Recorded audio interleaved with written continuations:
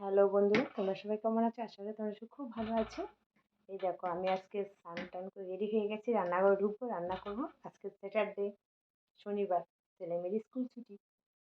তার মধ্যে এই যে এখন রান্না করবো, স্নান টান করে এসে গেছি, গিলামিটি রান্না করবো। ঠিক আছে, রান্নাটা দেখো কেমন লাগে। যদি ভালো লাগে লাইক শেয়ার কমেন্ট সাবস্ক্রাইব করো। যারা নতুন তারা সাবস্ক্রাইব করে বেল আইকনটা টিপে দেবে। আর তোমরা দেখতে থাকো রেসিপিটা কি। ঠিক আছে, গিলামিটের রেসিপিটা কেমন হয়েছে জানাবে। দেখতে পাচ্ছি কি সুন্দর, খেতে টেস্টি হবে। নিশ্চয় টেস্টি রেসিপি। কী করে বানালাম দেখো।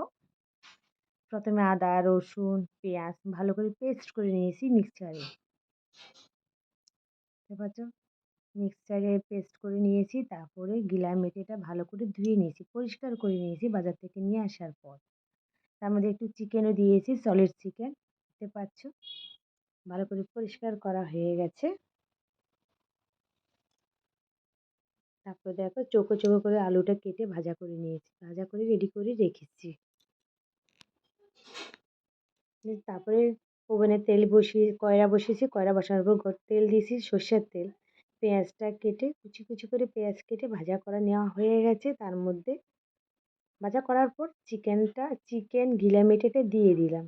এটাকে আমি ভালো করে একটু কষিয়ে নেব যাতে আঁচের গন্ধটা না থাকে। তার জন্য পেঁয়াজ ভাজা করে ওই তেলের মধ্যে গিলামিটিতে ভালো করে কষিয়ে নেব। কষানোর মধ্যে একটু হলুদ দেব পরিমাণ মতন। দেখতে পাচ্ছ হলুদ দিয়ে ভালো করে কষানো হয়ে গেছে। তারপরে আদা রসুন পেঁয়াজ পেস্ট করে রাখা ওটা দিয়ে দিলাম। দিয়ে একটু ভালো করে কষিয়ে নেব। দেখেছি তার মধ্যে একটু লঙ্কার গুঁড়ো দিয়েছি, আগে তো হলুদের গুঁড়ো দিয়ে দিয়েছি, দেখতে পেয়েছো। তার মধ্যে লঙ্কার গুঁড়ো দিয়েছি। একটু ঝাল ঝাল না হলে গিলামিটাতে আবার ভালো লাগবে না। যারা একটু ঝাল খায় তারা একটু ঝাল বেশি দেবে, যারা কম খায় তারা কম দেবে। দেখতে পাচ্ছ কষানোর মধ্যে আলু দিয়ে ভালো করে কষিয়ে নিয়েছি। ওটা দেখাতে পারিনি, করতে পারিনি ওটা, যাই হোক ভুলে গেছিলাম, তার জন্য সরি।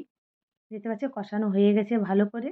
তারপরে গরম মশলার গুঁড়ো হচ্ছে কি দারচিনি এলাচটা আমি ঘরে গুঁড়ো করি, ঘরে গুঁড়ো করে দিয়ে দিয়েছি। কেমন লাগলো দেখতে বলো।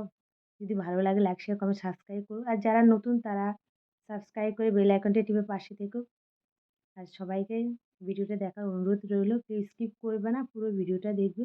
বাই, টাটা, ভালো থেকো।